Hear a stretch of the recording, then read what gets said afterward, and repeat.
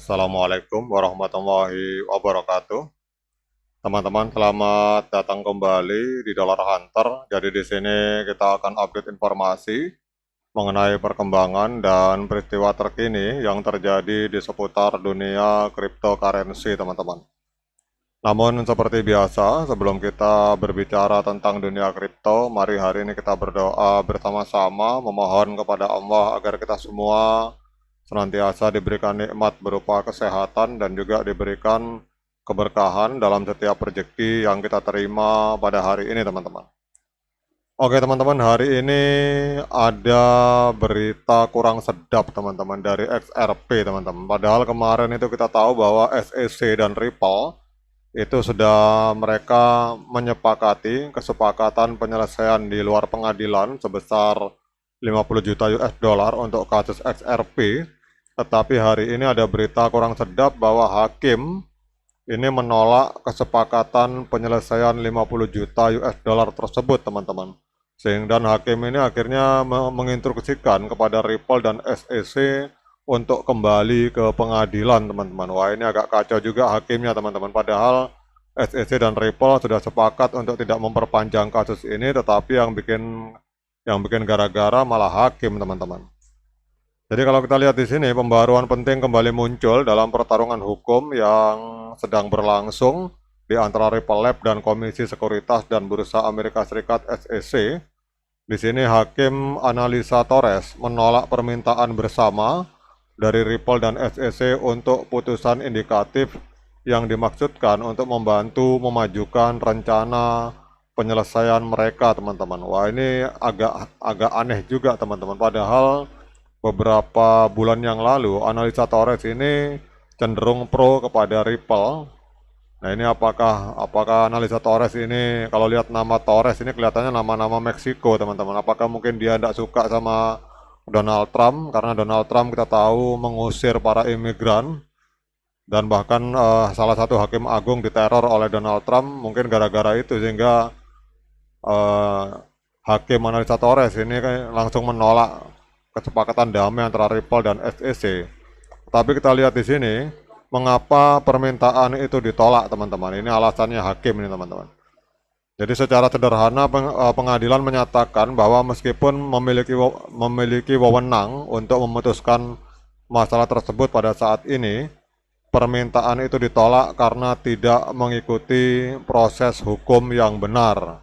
Jadi permohonan itu diajukan pada 8 Mei 2025, meminta pengadilan untuk mencabut perintah sebelumnya yang melarang Ripple menjual XRP secara ilegal serta mengurangi denda sebesar 125 juta US dollar menjadi 50 juta US dollar. Namun hakim menyatakan bahwa kedua pihak itu tidak memenuhi persyaratan hukum yang diperlukan untuk permintaan tersebut. Wah, ini kalau saya melihat kalimatnya hakim ini agak mengada-ngada, teman-teman. Ini yang sehingga menurut saya ini keputusan ini sebenarnya bukan keputusan hukum tapi keputusan politik, teman-teman. Karena kita tahu bahwa Donald Trump itu pro terhadap Ripple karena XRP dimasukkan ke dalam dana cadangan strategis pemerintahan Donald Trump, dan Donald Trump ini sedang bertarung melawan para hakim, teman-teman. Apakah ini adalah upaya untuk menjegal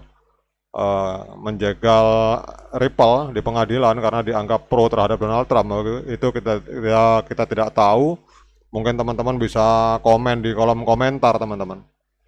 Tapi yang jelas ini alasannya sangat tidak masuk akal menurut saya. Sementara yang ibarat orang kelahi, ada dua orang berkelahi, orangnya mau damai tetapi hakimnya malah menyuruh melanjutkan perkelahian. Ini agak kacau ini.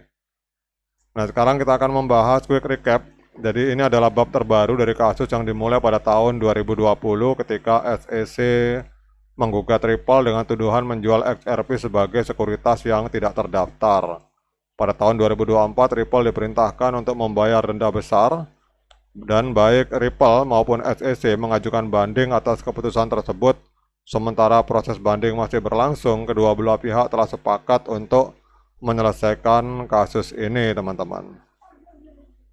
Kemudian di sini kita lihat sebagai bagian dari rencana penyelesaian, Ripple dan SEC menandatangani perjanjian pada bulan April dan Mei tahun ini. Mereka juga meminta pengadilan untuk menunda proses banding dan mengajukan permohonan agar pengadilan mendukung kesepakatan mereka. Namun Hakim Analisa Torres menolak permintaan itu karena tidak memenuhi aturan 60 yang mengatur bagaimana keputusan pengadilan final bisa diubah. Pengadilan mencatat bahwa permohonan tersebut tidak menjelaskan mengapa perlu ada pengecualian dalam kasus ini. Wah, ini hakimnya agak keblinger teman-teman ini. Kemudian kita lihat lagi di sini apa yang akan terjadi selanjutnya. Menanggapi keputusan ini, pengacara Bill Morgan menjelaskan bagaimana proses penyelesaian seharusnya berjalan. Menurutnya, kesepakatan sudah ditandatangani, banding sudah dihentikan sementara, dan para pihak meminta pengadilan memberikan putusan indikatif. Jika itu disetujui, maka mereka akan meminta pengadilan banding untuk mengembalikan kasus secara terbatas agar penyelesaian bisa diselesaikan secara resmi. Namun kini dengan permohonan yang ditolak, proses tersebut menemui hambatan, teman-teman. Kemudian pengacara dari Ripple yang bernama Stuart Alderoty menyatakan bahwa tidak ada dalam perintah hari ini yang mengubah kemenangan Ripple. Jadi ini hanya menyangkut masalah prosedural terkait penghentian banding silang dari Ripple. Jadi Ripple dan SEC sepenuhnya sepakat untuk menyelesaikan kasus ini dan akan kembali membahas masalah ini bersama pengadilan. Artinya, kalau kita lihat di sini bahwa Ripple dan SEC harus memutuskan apakah mereka akan memperbaiki dokumen hukum mereka dan mencoba lagi atau mengambil pendekatan yang berbeda, teman-teman. Wah, ini menurut saya ini alasan yang dibuat-buat ini, teman-teman. Tapi apapun itu, kita akan lihat apa dampaknya terhadap market pada hari ini. Karena putusan hukum terhadap Ripple itu mempengaruhi hampir semua aset kripto yang ada di Amerika, teman-teman. Karena kalau Ripple tidak lolos, bisa jadi koin-koin lain juga terancam. Tapi kalau kita lihat di sini untuk market capital hari ini cenderung positif. Kita lihat ada kenaikan di total market capital, naik sebesar 0,19%. Ini kita lihat ini ada di angka 3,33 triliun US dollar. Bitcoin mengalami kenaikan 1,25% dalam 24 jam di angka 104.077 US dollar. Kemudian Ethereum 2.576 US dollar mengalami koreksi tipis 0,22%. Sementara XRP mungkin gara-gara Hakim Analisa Torres, teman-teman, ini harganya longsor 4,85%, teman-teman. Padahal kalau Bitcoin naik harusnya ini XRP naik, tetapi XRP malah turun, teman-teman, 4,83%. Diperdagangkan di angka 2,41. Oke, teman-teman, kita doakan saja semoga Hakim Analisa Torres mendapat hidayah sehingga dia bisa menyelesaikan kasus. Orang kelahi mau damai kok malah dipersulit, teman-teman. Oke, semoga ini bermanfaat. Tetap semangat menciptakan profit di dunia kripto. Sekian dari saya. Assalamualaikum warahmatullahi wabarakatuh.